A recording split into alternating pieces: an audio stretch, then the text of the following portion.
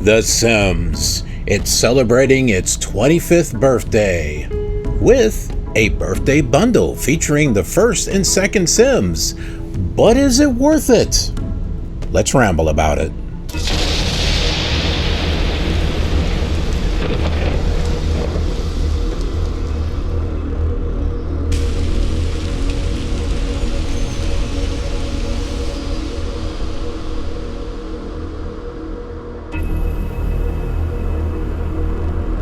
Welcome to Shep Rambles, where I am Shep and I tend to ramble about what? Anything and everything. Ah, yes, The Sims. It's one of my favorite franchises next to Flight Simulator and Minecraft. I've been with The Sims since the very, very beginning. Now, Sims is kind of near and dear to my heart. I've got Let's Plays. I've got some news. That one there didn't age very well. And then we've got something that we're talking about today, which just happens to be the first episode of the 8th year of Shep Rambles. So we're going into this with a bang. Is this birthday bundle worth it? Well, let's take a look. We've got this news here from The Gamer. Not the Killer Gamer, but The Gamer. The original two Sims games are coming to Steam in new 25th anniversary bundle. Well, it's also on the EA store as well. So yes, after 20 years, they are finally going to be available. You can pick up a bundle of both of them for $40, or you can grab the Legacy editions separately. Both games are grouped together in the birthday bundle, which includes every expansion and stuff pack. No, it doesn't. We'll get to that. However, if you'd prefer a more traditional experience, the birthday bundle also includes The Sims Legacy Collection. The Sims 2 and its expansions were originally given away in 2014 to celebrate The Sims 4 release, and what was supposed to be a 2-week promotion, but was later extended by 4 years to 2018. It was packed into a lean, mean, and green 13 gigabyte file. This was the ultimate collection. It allowed you to play The Sims 2 from the Origin app, which is now EA, without needing a physical disc. Well, this birthday bundle finally makes what is essentially the ultimate collection available for purchase after 7 years, which is a huge step forward in making the game more accessible. Now, when you recommend it to a friend, you don't need to jump through 10 hoops. Well, you didn't really need to jump through 10 hoops before. Both games have not been properly playable for a while now. Even those of us who have CDs and a copy of The Sims 2 Ultimate Edition from the time EA gave away codes as a promo have struggled. Hacks and patches were required, and issues still persisted, including tiny resolutions and instability. Fortunately, those days are now in the past. Actually, to be honest, the hacks and patches are actually pretty well done. I've got them on my existing Sims Complete Collection as well as the Sims 2 Ultimate Collection, and yeah, they're just fine.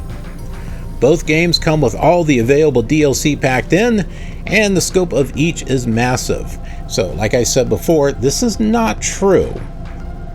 The Sims 1 does have all the content, although I'm not sure about the bonus content that came with the Sims Deluxe Edition. I'm going to assume that what is available online is the Sims Complete Collection, just renamed Legacy, and it's going to have all that in there. Now, the Sims 2, it has everything except for the IKEA stuff pack, which actually was a really good stuff pack. I know I used some of the objects from that, and the H&M stuff was actually a good pack too as far as the clothing, but I really did like the IKEA stuff pack, and that's not included here. No more performance issues. Running a game with all this DLC can often feel like a chore. The number of times mansion and garden stuff was cited as an error when the Sims 2 Ultimate Collection crashed is high enough to have made me fearful of its inclusion here. We already know the gameplay can keep us entertained for hours, but it's useless if it crashes. But anyhow, you might be wondering, hey, I already have the Sims 1 or Sims 2 or both. Do I really need to get this bundle? Well, my answer to that is probably not. Number one, over here on Steam, it requires third-party DRM. One or more products in this package may use the third-party DRM, EA Online Activation, and EA App Software. So when you're running through Steam and you also have to deal with the EA app, you're bound to have problems. Right now, the Sims Legacy collection has very positive reviews. Some people are saying they installed it and it works. Others are saying that they can't even get it to start. One person cried when they played again. I'm sure others cried because they couldn't even get it to work. And then you've got the reviews for The Sims 2. Cash grab, there's nothing optimized for the game. Launches in 640 by 40 resolution. Full screen only, no windowed mode. Refresh rate is locked. If you already have the Ultimate Collection, just skip this one. No fixes or anything, just a cash grab. What a joke. This trash for the 25th anniversary. It shows EA has put as much effort and quality into this as anything they have for years now, meaning nothing. Sims 1 crashes when you alt-tap out of it.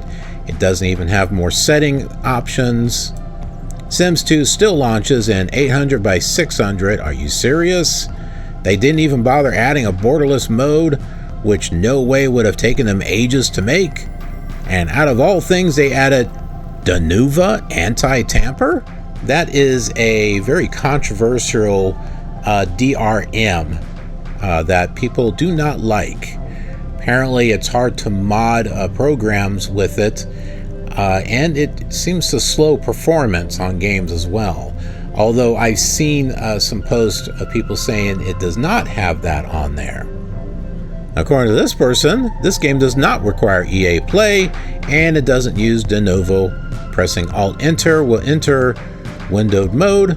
There's no windowed borderless built into the game, but Borderless Gaming on GitHub lets you play the game in borderless.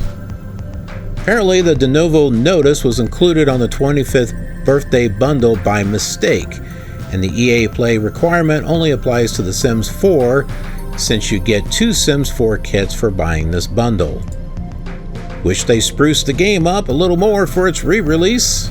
No cloud saving, no borderless windowed mode, etc., etc.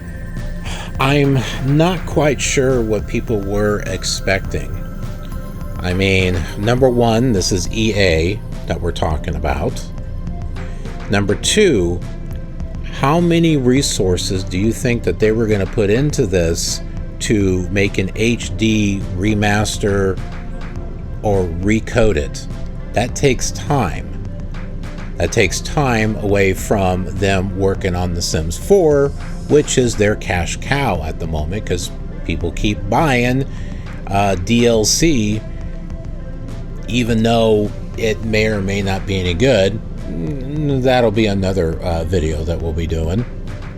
So financially speaking, it makes more sense to put as little effort into it as possible and then release it, so that way it looks good for shareholders. I'm not saying it's right, I'm just saying that's their mindset. So, should you get this birthday bundle? Well, if you already have The Sims 1 or The Sims 2, I would say no. You've already got everything that you need. There's already patches and fixes and tutorials online to help you get this working on Windows 10 and Windows 11. I have them working. I even have Let's Plays, and you will see for yourself that it works just fine. Other people have been asking about the Macintosh version. Are they going to see a complete collection for that one? Don't get your hopes up. For Sims 2, it was converted by Aspire, and they didn't convert all of them. Since EA didn't put a whole lot of work into this Legacy Edition / birthday bundle, Don't expect them to recode to be able to make these work on a Mac. The other question that you might have is, who is this pretty kitty that happens to be with me? Should you get it from Steam or should you get it from the EA store? My recommendation would be get it from the EA store, but ultimately it's your decision. Anyways, let me know if you got the birthday bundle or the legacy collection. Let me know how things are going for you. I'm certain that EA will come up with some fixes or with some information in regards to some of the errors that are happening. Stuff like the resolution, that can be fixed. You just have to go into the config settings and make some appropriate changes. It's nothing new. There's been tutorials about this for years now. There's videos, there's sites that give these tutorials. All you got to do is just a little Google search and you'll find them. And some of these patches and tutorials might actually help you to be able to get the Legacy Edition to work if you're having problems. Also, can you install the IKEA Stuff Pack on top of the Sims 2 Legacy Edition? It's a good question. I do not know because I don't want to get the bundle and install it on the same computer where I have Sims 1 and Sims 2 already. They're working, they work great. I don't want to mess them up. But let me know how it's working for you, and I appreciate you watching. We'll see you next time. Have a killer awesome day.